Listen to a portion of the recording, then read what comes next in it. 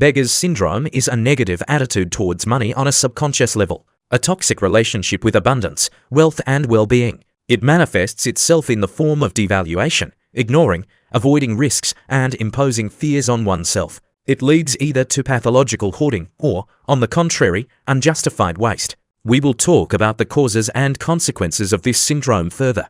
Any syndrome in psychology is caused by the presence of a traumatic event that provoked the protective mechanisms of the psyche and resulted in the formation of limiting beliefs. Consciousness received information about big problems, obvious or hypothetical, and then adjusted behavior so that this would never happen or happen again in the future. A simple example, many of you could see how wealthy people become victims of robbers. The peculiarity of the psyche is that it urgently needs to find an explanation for what happened, since this is necessary to build a model of behavior in order to ensure the safety of the individual. The so-called victim blaming is included, that is, blaming the victim himself. And what is her fault in this case? That she had a lot of money. The conclusion is that being rich is very dangerous. Money causes a lot of problems. Everyone can have their own medical history. It is easier to get psycho-emotional trauma when interacting with money than you think.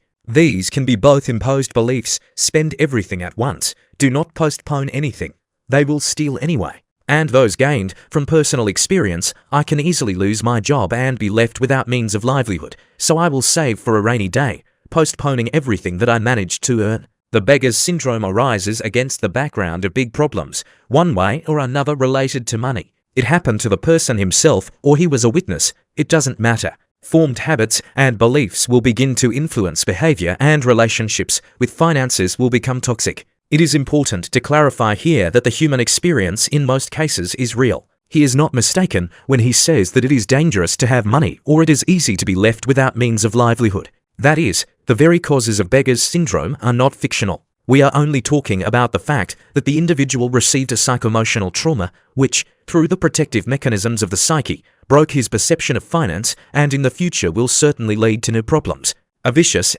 circle at the same time. The beggar's syndrome also manifests itself in relation to money. Financial habits are changing dramatically. It is impossible not to interact with money, but it regularly delivers a lot of negatively colored emotions. And in order to get rid of them, a person simply uses techniques of devaluation and ignoring, a situation in which a person counts every penny. He carefully tracks where and what he spent, sometimes keeps a notebook, checks daily for the presence of a known amount in his wallet. From the point of view of financial literacy, it is reasonable to have a safety cushion at hand, that is, the amount of funds on a debit card or a demand deposit sufficient to live for 6 months. A card with interest accrual is perhaps the most convenient option. At the same time, it is important to send 10% of the money earned to invest on the principle of pay yourself first. That is, we received income, invested 10%, and left the rest to pay mandatory payments. Anything above the airbag, we can safely spend. It's a healthy approach, but people with beggar's syndrome don't do that. They tightly control every penny, while having neither assets nor savings. All funds are mindlessly accumulated and eaten up by inflation, and the person himself, if financially able, severely limits himself even in basic consumption. A clear sign can be considered a feeling of guilt for the money spent. We bought something for ourselves, and then we got upset. But a complete lack of control is also bad. The situation is the opposite here. The person also has no assets or airbag. At the same time, money is not controlled at all. An individual on a subconscious level tends to avoid any interaction and tries once again not to contact. There was a need. I looked at whether there were funds for it, and bought it.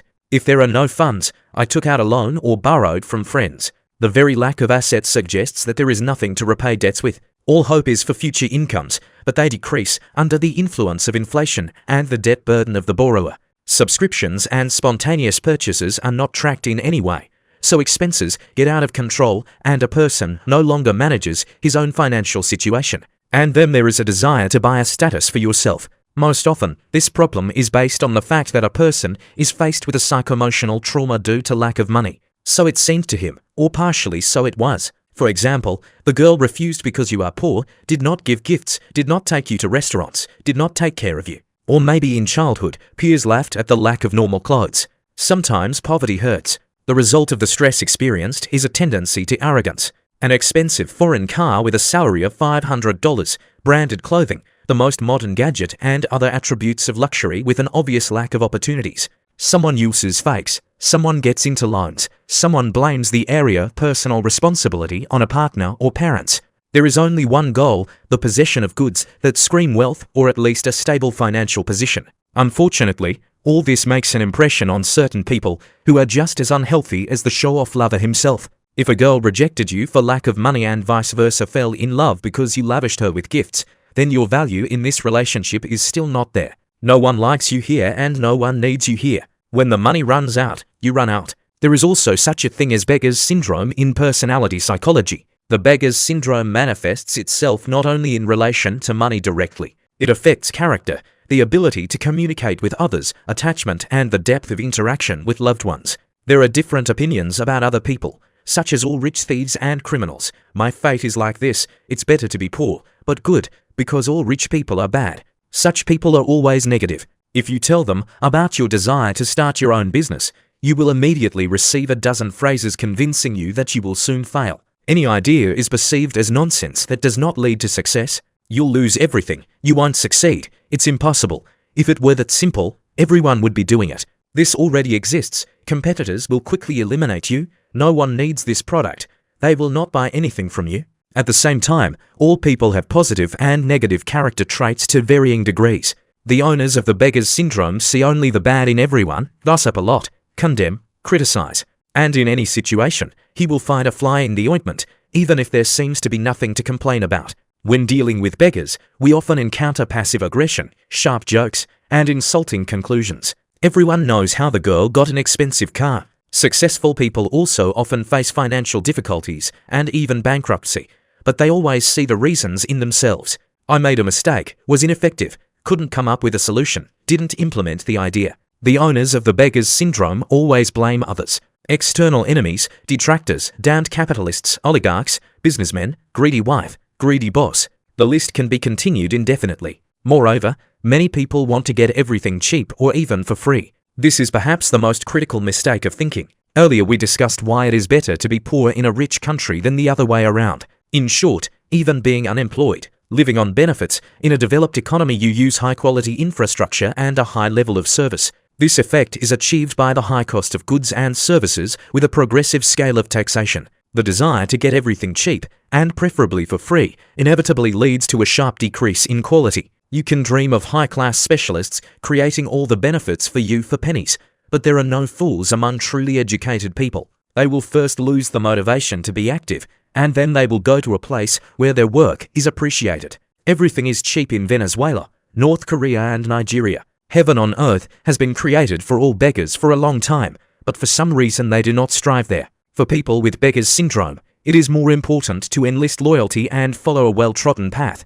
In the end, this becomes a trap for them, because a favorable attitude and a ready-made plan of action are most often not sold for money. The first will be fake, and the second will be an outright deception. For example, you can flood a girl with money and gifts in return for receiving her presents. But this is false, because your value is not here, it is still profitable for her. And this benefit does not come from a person, but from his financial capabilities. Market relations.